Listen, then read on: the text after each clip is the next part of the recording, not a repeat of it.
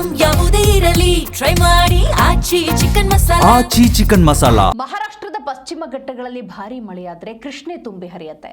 ಇನ್ನು ಬೆಳಗಾವಿ ಜಿಲ್ಲೆ ಖಾನಾಪುರ ತಾಲೂಕಿನ ಹಬ್ಬಾನಟ್ಟಿ ಗ್ರಾಮದಲ್ಲೂ ಕೂಡ ಮಳೆಯ ಪ್ರಭಾವವನ್ನು ನೋಡಬಹುದು. ಮಲಪ್ರಭಾ ಉಕ್ಕಿ ಹರಿತಾ ಇದೆ. ಒಂದು ರೀತಿ ಜಲ ದಿಗ್ಬಂಧವೇ ಆಗ್ಬಿಟ್ಟಿದೆ.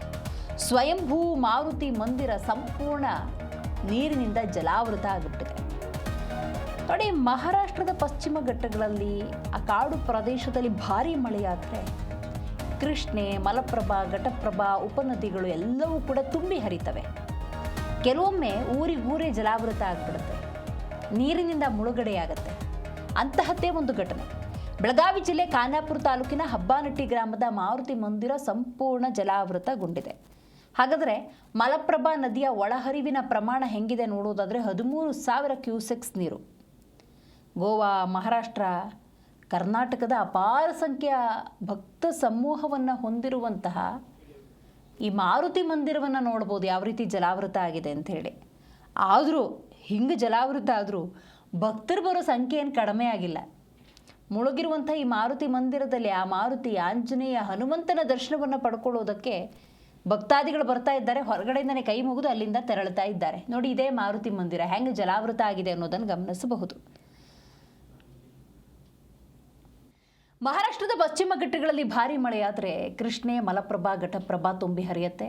ಸದ್ಯ ಬೆಳಗಾವಿಯ ಖಾನಾಪುರ ಭಾಗದ ಮಾರುತಿ ಮಂದಿರ ಯಾವ ರೀತಿ ಜಲಾವೃತ ಆಗಿದೆ ಅನ್ನುವ ಕುರಿತಂತೆ ನಮ್ಮ ಪ್ರತಿನಿಧಿ ಸುನಿಲ್ ಪ್ರತ್ಯಕ್ಷ ವರದಿ ಮಾಡಿದ್ದಾರೆ. ಬನ್ನಿ ನೋಡೋಣ. ಪಶ್ಚಿಮ ಘಟ್ಟಗಳಲ್ಲಿ ವರುಣನ ಆರ್ಭಟ ಶುರುವಾಗಿದೆ. ಕಣ್ಕುಂಬಿ ಅರಣ್ಯ ಪ್ರದೇಶದಲ್ಲಿ ಬಿಟ್ಟು ಬಿಡದೆ ಸುರಿಯುತ್ತಿರುವ ಮಳೆಗೆ ಈಗ ಬತ್ತಿ ಹೋದ ಮಲಪ್ರಭಾ ನದಿ ಅಕ್ಷರ ಸಹ ಉಕ್ಕಿ ಹರಿತಾ ಇದೆ.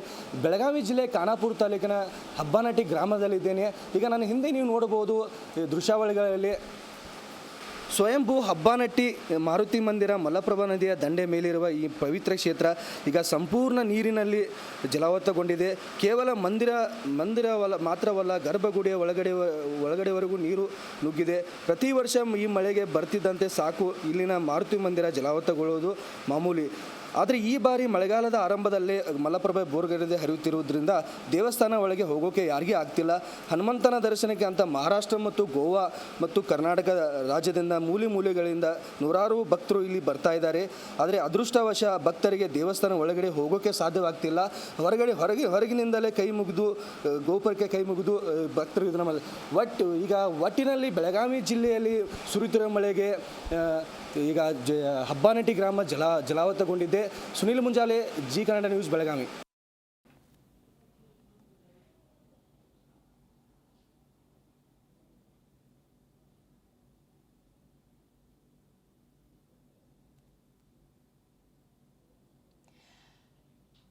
ಮಹಾರಾಷ್ಟ್ರದ ಪಶ್ಚಿಮ ಘಟ್ಟಗಳಲ್ಲಿ ಭಾರೀ ಮಳೆಯಾದರೆ ಅದರ ಪರಿಣಾಮ ಕರ್ನಾಟಕ ಎದುರಿಸಬೇಕಾಗತ್ತೆ. ಸದ್ಯ ನೀವೇನು ದೃಶ್ಯ ನೋಡ್ತಾ ಇದ್ದೀರಿ, ಇದು ಮಾರುತಿ ಮಂದಿರ. ಅಪಾರ ಸಂಖ್ಯೆಯ ಭಕ್ತಾದಿಗಳನ್ನು ಹೊಂದಿರುವಂತಹ ಈ ಮಂದಿರ ಕೂಡ ಸಂಪೂರ್ಣ ಜಲಾವೃತವಾಗಿದೆ.